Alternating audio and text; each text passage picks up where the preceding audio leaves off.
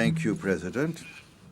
On behalf of the EPP, I should like to congratulate Mr. Diaz-Tejera for his very apposite report that he's just presented.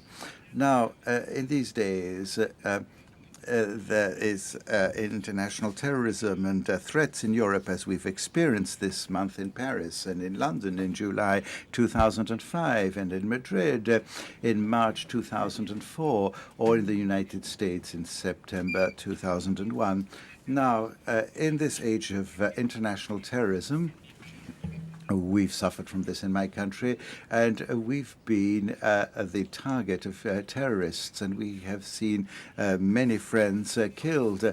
Now, at this time when organized crime prospers, there are no borders, no frontiers in the global world in which we live, and it's important to have legal ways of combating this. If organized crime and terrorism have become a priority preoccupation for international security, and for that reason, all countries of the world, and more particularly the members of the Council of Europe, have to improve our legislation in order to be able to affirm domestic and multinational mechanisms to combat this scourge. Terrorism and organized crime oblige us to do many things, and we have to go further, because on many an occasion the absolution of such crimes depends upon the declaration of an individual who has to act as a witness, as an expert or a police officer, and at the key point in the trial that person can disappear, as has already happened, because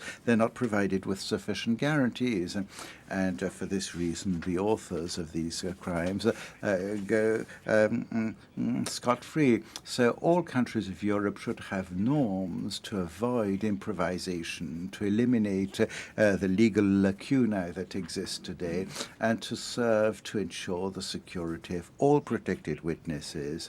So when faced with terrorism and organized crimes, transnational more often than not, the protection of witnesses is a necessity, because we can't require that they be heroic. They should be able to we should provide procedural guarantees so that the accused may make free declarations. Of course, we have to find a balance point between the interests of the witnesses and guaranteeing the rights of those accused.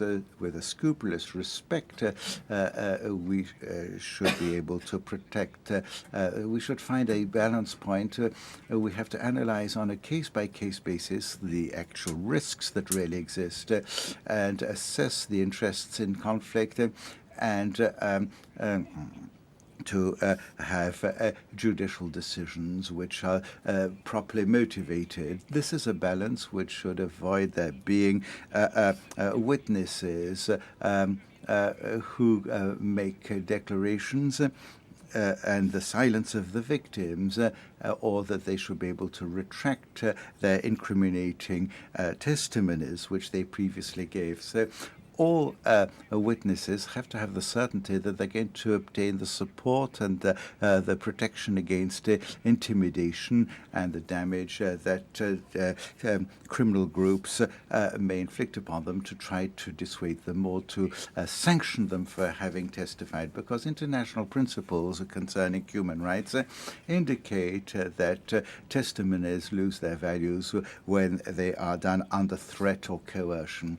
So the condition of a protected witness is not something you can elect. In order to obtain it, not only has the crime to be important, but there's also the dangerousness of the accused. So the protected witness and his family have to be guaranteed that they shall never be identified, and one has to facilitate new identities for them and facilitate a home or a salary or a job. This should be a challenge for all the member countries of the Council of Europe, and I'd like to congratulate Mr. Diaz-Tejera for his report, a very apposite report, and once again, Mr. Diaz-Tejera, I would like to thank you for this very good report. Thank you. Monsieur Palacios.